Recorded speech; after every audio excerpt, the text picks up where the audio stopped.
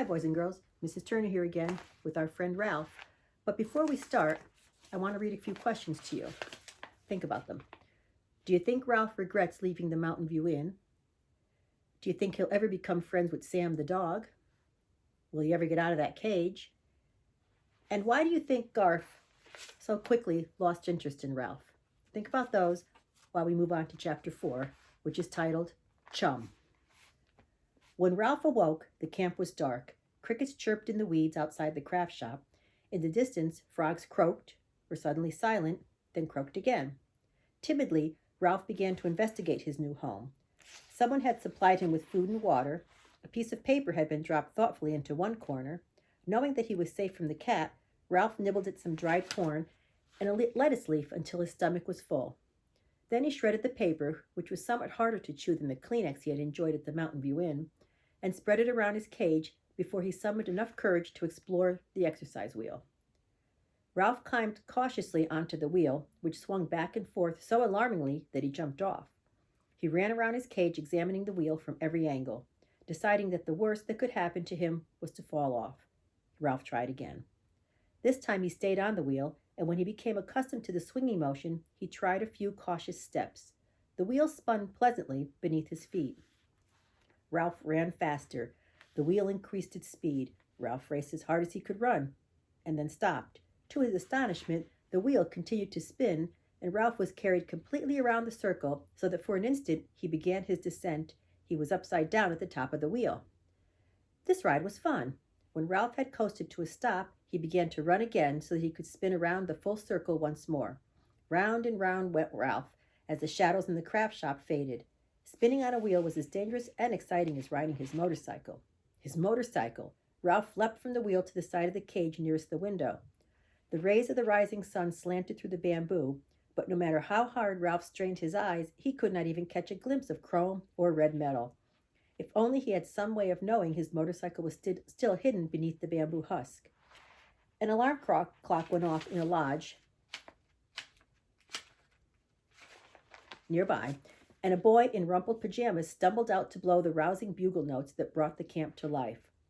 Ralph busied himself scattering his shredded paper about his cage, nibbling his food, and racing on his wheel. When the campers were in the dining hall eating breakfast, Garf slipped into the craft shop, checked on Ralph's food and water, and slipped out again so quickly that Ralph only had begun to summon his courage to speak. That's funny, Ralph thought. The boy acts as if he's doing something wrong. And here's a picture of Ralph nibbling his tissue paper, I guess. After breakfast, Aunt Jill and several boys and girls straggled into the craft shop and settled down to make pictures by gluing dried rice, peas, beans, and corn to scraps of plywood. Mosaics, they called them. Such a waste of good food, thought Ralph, recalling some of the hard times he had gone through with his family back at the Mountain View Inn. Those campers were ruining enough food to keep a mouse family healthy for weeks. Before long, the mosaic makers discovered Ralph, who obliged them by racing on his wheel. "Hey, look at him loop the loop," said the boy named Pete. "Isn't he darling?" cried a girl. Apparently all girls called mice, at least mice in cages, darling. Ralph could not resist showing off by looping the loop once more, and when many hands pushed bits of mosaic into his cage, he nibbled greedily. At least there was no scrounging at Happy Acres Camp. The next time Garf slipped into the craft shop while everyone else was in the dining hall, Ralph gathered his courage to speak. "Say," he began in a timid voice, but the boy must not have heard, because at that moment he began to sing uncertainly to himself. "Little rabbit foo-foo, hopping through the forest, scooping up the field mice and banging them on the head." Ralph was stunned by the words Garf sang. What kind of boy would sing such a wicked song? Certainly not a boy a mouse could trust. Frightened and disappointed, he scuttled to the farthest corner of his cage and turned his back. Down came the good fairy, and she said, "Little rabbit frou-frou, I don't want you, hopping through the forest, scooping up the field mice and banging them on the head." As Ralph sat trembling in his corner, he listened and was puzzled. Garf, with obvious pleasure, was singing the same words the campers were singing in the dining hall, but the tune was different. When their voices went up, Garf's went down. When their voices went down, Garf's went up. Sometimes his voice did neither, but wavered someplace in the middle. Ralph was bitterly disappointed by the whole turn of events. Ralph was not interested in speed and motorcycles. He was interested in singing and in banging field mice on the head. The hot summer day droned on. Ralph was supplied with more food than he could possibly eat, and his exercise wheel kept him in trim. Whenever Catso sneaked into the craft shop and showed an interest in Ralph's cage, someone snatched him and shoved him out the door. Life was safe, comfortable, and not unpleasant. From his cage near the window, Ralph had a good view of the camp. To the left, through the bamboo, he could see the boys' lodge. To the right were the girls' lodges. Before him lay the dining hall, the camp office, a trampoline, a swimming pool, and a circle of benches and old school desks in front of a platform that held a piano. Off to the right, beyond the shade of the walnut trees, a pasture shimmered in the west in the summer heat. Counselors, who were college students like the summer help at the Mountain View Inn, led the activities of the campers, and one counselor lived in each lodge with 8 or 10 campers. Ralph always found something interesting to watch: campers spreading their sleeping bags out in the sun to air out, counselors leading singing and directing skits around the campfire in the evening, boys racing to be first in line when the bell was rung to announce meals, boys and girls in cowboy boots or English riding boots going off towards the barn for riding lessons. Boys and girls played, and kittens romped under the walnut trees. Catso discovered a small hole in the craft shop's rusty screen door, which she explored with a paw as if it were a mouse hole, but faithful old Sam always arrived to tell him to move on. Never once did Garf forget to care for Ralph, and when he was not singing in his strange voice, he sometimes spoke. "Hi, little fellow," he would say, as he quickly detached a water bottle from the cage and refilled it at the sink. He even offered Ralph a sunflower seed with his fingers. Ralph was so lonely, he was tempted to accept the seed for the sake of companionship. Then he remembered the song about mice getting banged on the head and retreated to the corner of his cage. One afternoon, when Ralph was particularly lonely, he decided that a boy who fed a mouse 3 times a day could not be so bad after all, and that the next time a sunflower seed was offered, he would venture out and accept it from the boy's fingers. However, when Garf finally came, he began to sing again. This time the song was different from the other ones that campers were singing over in the dining hall. It provoked Ralph's curiosity because he had heard others sing it, but he had been unable to catch the words. The campers never sang this song when Aunt Jill was around, which made Ralph even more curious about the words. He was under the impression that they were not fit for grown-up ears, which of course made the song all the more interesting. Garf sang, and Ralph listened. Great green gobs of greasy, grimy gopher guts, stimulated monkey's feet, chopped up baby parakeet. That was enough for Ralph. In his haste to hide, he bumped into the spout of his water bottle and flooded one side of his cage. He found refuge behind a lettuce leaf, where he sat trembling with nerves and fright, while he refused to listen to another word of that fearsome song. Why, the next line might be about mice. Ralph stayed hidden behind the leaf for a long, long time. He was now certain that there was no hope of ever communicating with Garf.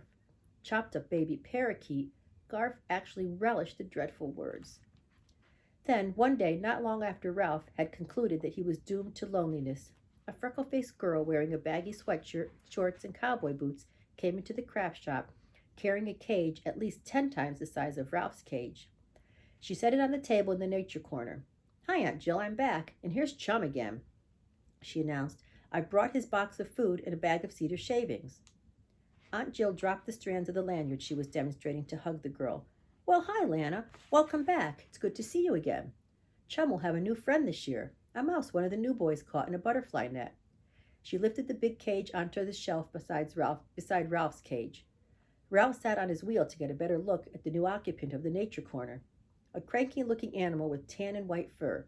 Ralph, who had never seen such an animal, watched silently while the creature, whatever it was, shoved and pushed and stomped at the cedar shavings in his cage. He seemed to have difficulty arranging them to his satisfaction. Next he went through his food dish, picked out a number of small green pellets, and shoved them outside his cage. The cedar shavings still did not please him, so he went back to shoving, pushing, and stomping. From time to time he paused to gnaw noisily at the bars of his cage with his long, curving teeth. Finally, when the bell had rung and the campers had gone off for their noon meal, Ralph, in his eagerness for companionship, could no longer remain quiet. "What are you, anyway?" he asked. "Some kind of fancy gopher?" The animal spat a green pellet out of his cage before he shot Ralph a withering look of scorn. "Fancy gopher, indeed," he sniffed. "Well," Ralph faltered, "I didn't know. You can't blame me for asking." I am a hamster, said the animal, a golden hamster. I am clean, odorless, and alert. And here's a picture of the both of them.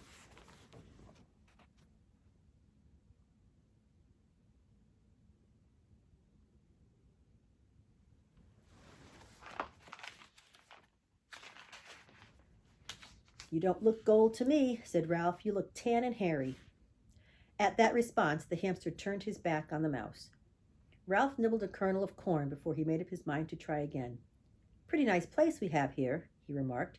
Plenty of food and water, interesting things to watch. The hamster climbed on his exercise wheel and sat swinging to and fro while he stared at Ralph. When Chum remained silent, Ralph continued, It's safe from the cat, too. Chum appeared never to blink his eyes. Maybe, he said. Ralph's whiskers trembled. That one word spoken by the hamster hinted at evils unknown to Ralph. There was an animal who was wise in the way of the world. Well, go on, thought Ralph impatiently. Tell me more. Chum was silent. Finally, Ralph was forced to say, How come that girl brought you here to Happy Acres? It's a long story, said Chum. I'm not in any hurry, said Ralph. Go on. Chum spat the hull of a sunflower seed onto the bottom of his cage. I was one of 13 hamsters, 6 girls and 7 boys, born in a back room of a pet store. 13? Ralph was awed. That's bigger than my litter. What was it like living in a pet store? We had a happy, carefree childhood there in the back room of the pet shop in our cage, Chum continued.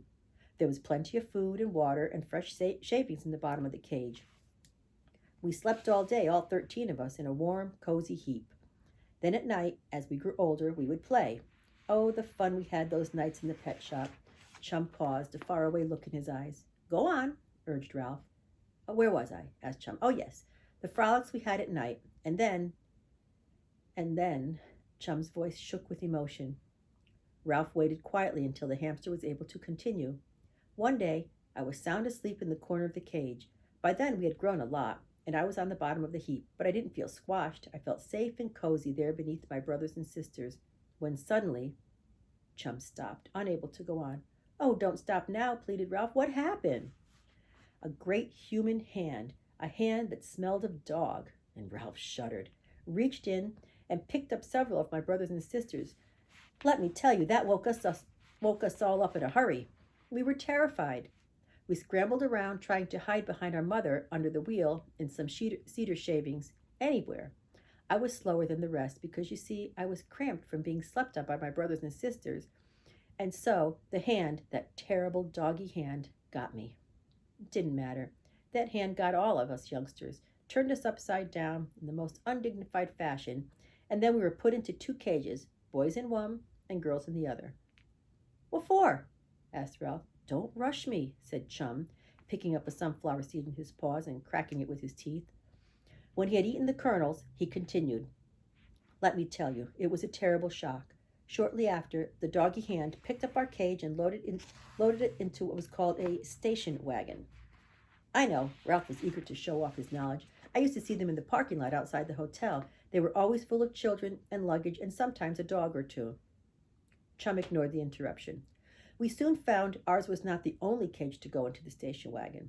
Our sisters were loaded in beside us, along with a box of turtles, a cage of rather downhearted canaries, and 2 large cages, one containing puppies and the other some very silly kittens. Oh, yes, and a cage of white mice. White mice, said Ralph scornfully. Anybody, not just owls, could see white mice in the dark. Then the man with the doggy-smelling hands climbed into the front seat along with his wife, and we were off. Where to? Asked Ralph. To County Fair, answered Chum, and it was terrible. Kittens mewed, puppies whimpered, turtles scrabbled around in their box. What's a county fair? Interrupted Ralph. A noisy place, said Chum. It's full of people yelling, children laughing and shrieking, machinery that whirls and spins and plays music, all sorts of animals that neigh and moo and baa. It was hot and dusty, and our cages were set out in a booth. By that time, we hamsters were exhausted. It had been light for several hours, and we hadn't slept a wink. I know what you mean, said Ralph, with feeling. That was only the beginning, continued Chum. A steady stream of people, mostly children, passed our cages, big, little, most of them sticky and all of them noisy. Look, Mommy, look, Daddy, look at the darling little hamsters. I want one, Daddy, buy me a hamster, all morning long. Parents were better. Don't be silly. Of course you can't have a hamster. You didn't take care of the last hamster you had. Come along. We don't have time to look at hamsters. Then a whole busload of children, all of them wearing white t-shirts with letters across the front. Camp t-shirts, interrupted Ralph knowledgeably, from Happy Acres, came crowding around the booth. They didn't have any parents with them, so they bought pets. You? Asked Ralph. Me, said Chum. I was bought by that grubby girl with freckles. To make a long story short, the doggy hand stuffed me into a hot little cardboard box with a few so-called air holes poked in them, and I spent the rest of the day being jounced around, peeked at, and fed bits of caramel corn. Sounds good, said Ralph. Maybe to a mouse. There was a touch of scorn in Chum's voice. We rode in a bus to this camp, where the counselor put together a makeshift cage out of a bucket with a piece of screen over the top. After a few days, the girl's family arrived. There was quite a fuss when the parents saw that their daughter owned a hamster, but her two little brothers set up such a howl that once more I was stuffed into a box with so-called air holes, and after more bouncing and jouncing, I arrived at the family's house, where I was put into this cage, where I've lived ever since. Poked at with pencils whenever the children's horrid little friends came over to play, fed hamster food full of nasty little alfalfa pellets that I keep shoving out of my cage. You'd think they'd catch on after a while, but no, they keep feeding me those food mixed with the alfalfa pellets. The worst part of my life is that I never get a full day's sleep. Someone's always moving the cage to dust, rattling something against the bars, running the vacuum cleaner, practicing violin lessons. It's not an easy life, let me tell you. But how did you get back to camp? Ralph wanted to know. Last year, when Lana was packing her duffel bag for camp, her mother said that since the people who ran the camp had let her buy me, they could put up with me for 2 weeks. She was tired of reminding Lana to feed me and clean my cage, and she wanted a vacation herself. She said the same thing this year, so here I am at camp for the 3rd time. Oh well, at least it's a change, and nobody runs a vacuum cleaner or practices the violin near my cage. Ralph was silent. Chum had given him a lot to think about. Like Chum, he sat swinging to and fro on his wheel and thinking. And as he swung and thought, something caught his eye. It was the striped forepaw of Catso, reaching through the hole in the rusty screen door. Ralph watched in frightened fascination. And here's a picture.